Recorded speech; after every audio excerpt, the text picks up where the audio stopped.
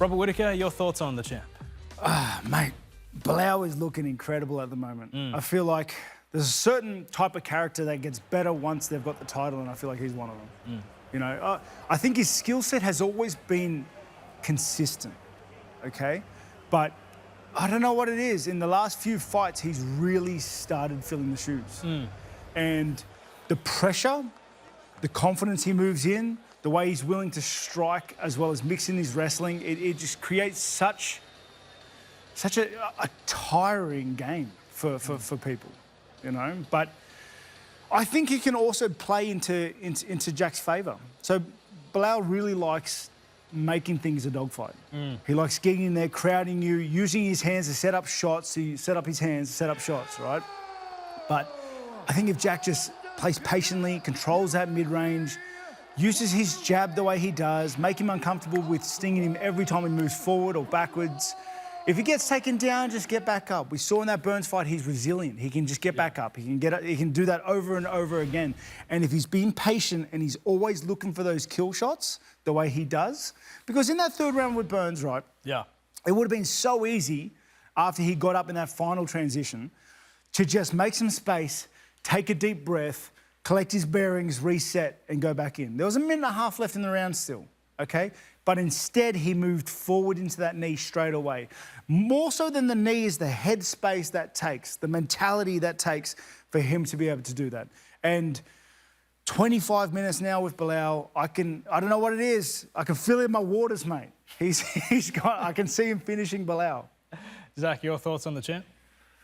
Yeah, similar to Rob, mate. I think he's a fighter that obviously has a real disciplined approach to his game plan, and it's very particular. And I think he fights very similar on a number of occasions now. It's you know, he's obviously a pressure fighter, and his takedown defence is obviously unbelievable. And he just showed in his performance, in his last performance, especially against Leon Edwards, it was just the way that he took him down so many times and just continuously. He was just relentless about it and never went away from his game plan. It was just so consistent, and he was just dialed into the process of the fight, and that's what I admire about him. But as Rob was saying there, I think it can definitely work in Jack's advantage, in the sense that he can be patient, he can get behind his jab.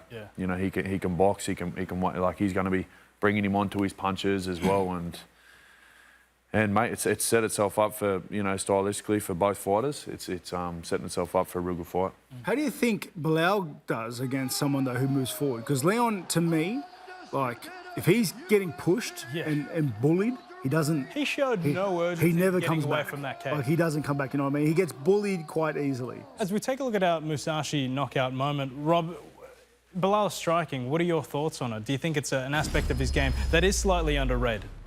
I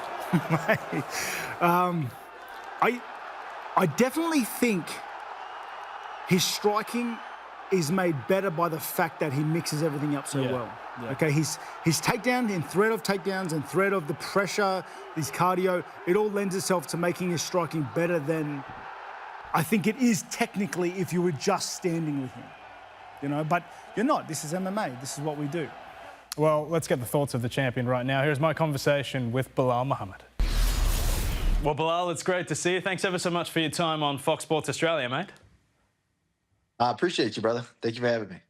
Yeah, no problem. Now, we were supposed to see you against Shavkat Rakhmonov a few months ago, Belal, in December, but, gee, you looked like a pretty nasty infection. How was recovery in the lead-up to your first big title defence? Yeah, that infection was terrible. It sucked anytime you have to pull out of a fight. But, yeah, I'm feeling 100% now, feeling back to normal, feeling back like the old me before that injury. So I'm just excited to have another fight on the books, another fight week, and I just can't wait till Saturday.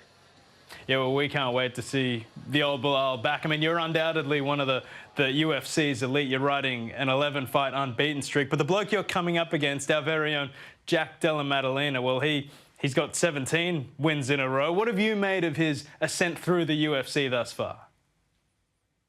I've been watching him. I've been paying attention to him. I'm always paying attention to the guys in my division. And, yeah, he has a lot of heart. He's had some good fights, tough fights, and he never gives up. But the thing is, he's never fought anybody like me. He hasn't seen anybody like me. And I plan to show him the differences between me and everybody else he's fought. What is the difference between yourself and his previous opponents, do you feel? I'm the best in the world. None of these guys are on my level. And I'm going to show it again Saturday night. Well, in addition to that, Belal, it's such an intriguing stylistic matchup between yourself and Jack, and the prevailing mentality is that this is just another sort of classic grappler versus striker battle. But do you feel as though that's sort of a fair assessment, or do you think it's a bit more nuanced than that? No, I think it's definitely more different, right? I think people underestimate my striking. They always do. I always have opponents underestimate my striking. They think that I only have one path to victory. But as you've seen in my Gilbert Burns fight, you've seen in my Sean Brady fight, neither one of those fights I shot one takedown. The Leon Edwards fight, he was supposed to be the better striker, and I outstruck him on the feet. And then I took him down whatever I wanted to. I think I can take this fight wherever I want it. If I want to keep it standing, I'll keep it standing. If I decide to take it down, I'll take it down. I mean, I did see that you did vow, perhaps a bit tongue-in-cheek, not to take Jack down. Can you forgive Australians for maybe not necessarily believing you in that regard? Why wouldn't you guys believe me? You guys, are you guys against me over there, man? But yeah, I mean, I plan on showing the world my hands. I plan on showing the world my striking. And when I say I'm the best in the world, I'm the best in the world at everything. So people are thinking that he's going to outclass me on the feet. You'll find out Saturday night. Well, you know what? It's good that you mentioned that, because I was actually really impressed by your striking against Leon Edwards. You know, plenty of strikes, and of course you were able to kind of bully him into the positions that you wanted to. You say you've got those Canelo hands, so do you believe that you do have the superior striking over a guy like Jack Della Maddalena, whose striking is so crisp? I do. I feel like he does have crisp striking. It looks pretty, right? But my striking is different. He's never seen anybody with my type of striking. And guys get frustrated when they go against a guy like me, who will constantly hit you with full combinations, long combinations. And that's what Jack likes to do, right? But now he's going against somebody that does the same exact thing. All right, Belal. Well, you're a great student of the game. I wanted to ask you what your thoughts on his performance in that fight against Gilbert, particularly with regard to his grappling acumen and what took place in those grappling exchanges against Gilbert Burns. He did very well. I think he showed that he has heart and he will fight until the very end. And there was moments in that fight where you thought Gilbert was going to have the advantage, and you thought if Gilbert got him down, it would be over. But Jack shows that he has good defensive jiu-jitsu. He has good ground game. He's not a fish out of water on the ground. It's actually also been a very interesting matchup between the two of you outside of the octagon. There's been a little bit of trash talk back and forth. In fact, he described your fight style, Belal, as boring and insists that he's been tasked with saving the welterweight division. Can I get your response to that? He's going to need somebody to save his life in the cage.